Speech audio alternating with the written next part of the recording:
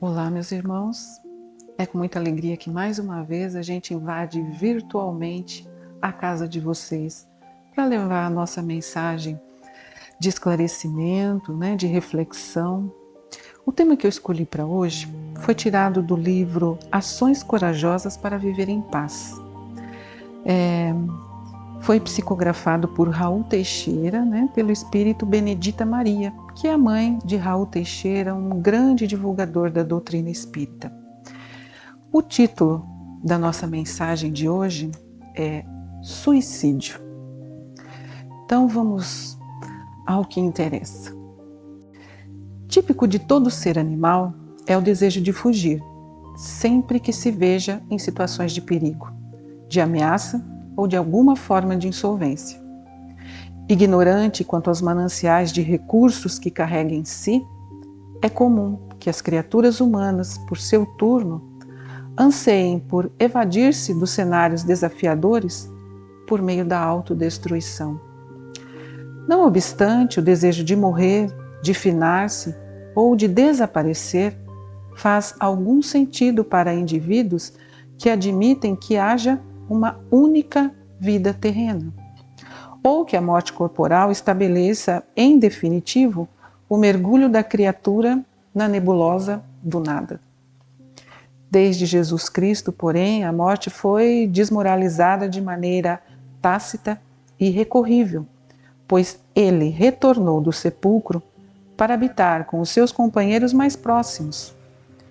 Com a morte biológica, destrói-se o corpo físico, mas o ser imortal persiste com todo o carreiro de dificuldades ou de frustrações, que pretendia eliminar suicidando-se, uma vez que os problemas da vida terrena não são do soma, mas da alma, que não desaparece com o ato do suicídio. Ao desenvolver a consciência de que, mesmo sem o corpo biológico, a alma continuará enleada nos dramas, dores e torturas que criou para si mesma, a criatura humana deverá pensar bastante, mas bastante mesmo, cada vez que o instituto de fuga sugerir-lhe a falsidade do suicídio. Não se mate jamais, nem por brincadeira cogite dessa loucura, uma vez que não há morte no universo. Somente há transformações, e pelo suicídio, tais transformações não serão das melhores. Tenha coragem e enfrente as suas lutas, dificuldades econômicas, frustrações afetivas, doenças incuráveis, decepções domésticas ou algum erro moral de representação social.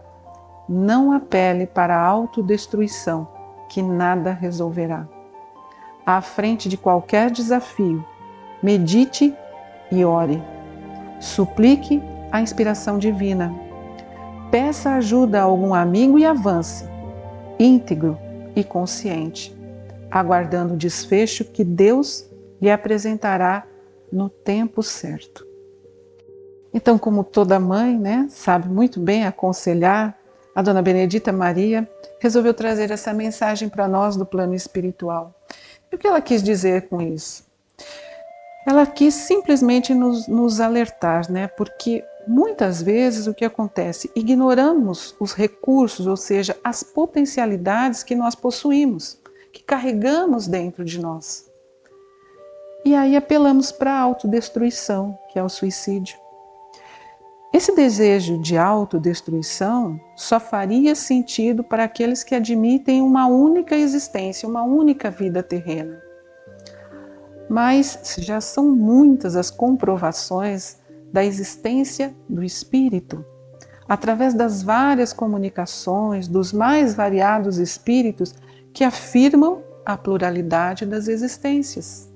Então, desculpe decepcioná-lo, mas independente da sua crença ou não, de você acreditar ou não, quando desencarnarmos, seremos espíritos, sim. Passaremos por experiências espirituais, sim, independente do credo que professamos. Ela quis dizer também que o próprio Jesus, comprovou que a morte não existe, né? Quando ele apareceu para os apóstolos, logo após o seu desencarne. O ato do suicídio apenas ocorre a morte biológica, a destruição do corpo físico, simplesmente isso, nada mais. Mas o espírito é um ser imortal, que ficará ainda mais frustrado quando ele descobrir que os seus problemas que ele tentou resolver com o suicídio continuam, as suas dores morais continuarão após o desencarne, porque isso é a dor do espírito, não é a dor do corpo físico, né? Então vai aumentar ainda mais o sofrimento desse espírito que com o suicídio, com a autoeliminação, não conseguiu eliminar o seu problema. Pois, na verdade, quando ele comete o suicídio, ele quer eliminar o problema. Na verdade, ele não queria eliminar a sua própria vida. Mas ele está tão envolvido nos seus problemas, que às vezes são até pequenos e não tão grandes assim, né? Ao seu ver, é uma coisa incontrolável, sem solução. Mas é nesse momento, sempre que tivermos alguma dificuldade, que estivermos atravessando, passando por um problema, como disse a lição, problemas econômicos, doenças incuráveis, né? Problemas de relacionamento, o diálogo sempre é o melhor caminho. Procurar ajuda. Então, há familiares que podem nos auxiliar, há amigos que podem nos ouvir, há profissionais capacitados para auxiliar qualquer pessoa que esteja em desalinho, que esteja transtornado, em dificuldade com os seus problemas, né? Que não esteja conseguindo trabalhar com os seus próprios problemas, que não esteja conseguindo perceber as suas potencialidades e foca somente nas suas fraquezas. Mas Deus sabe muito bem das nossas potencialidades. No nosso planejamento reencarnatório, jamais o suicídio é colocado no nosso planejamento reencarnatório. Isso é uma fraqueza do espírito, que não consegue enxergar, trabalhar com as suas potencialidades, enxerga apenas as suas fraquezas e aí sucumbe. Mas nós temos capacidade de trabalhar a nossa autoestima, né? Quando o desafio do suicídio nos convidar, né? Chegar nos convidando para o suicídio, aquela vozinha que diz, não, você não tem jeito, você tem que dar fim na sua vida, você tem que dar fim nesse problema, tal.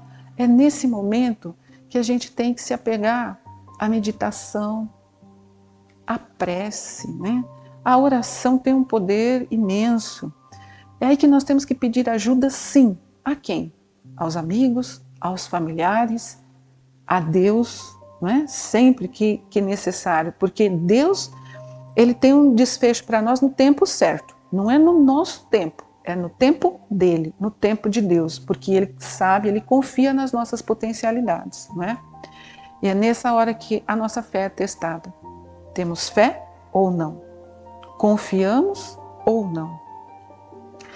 Então eu termino essa mensagem, meus irmãos, convidando a vocês, né, que passam por esse tipo de transtorno, quando retornarmos às nossas atividades, né, que pudermos de novo frequentar a nossa casa espírita, ou às vezes você que está aí em outra cidade, procure ajuda, procure uma ajuda espiritual, né?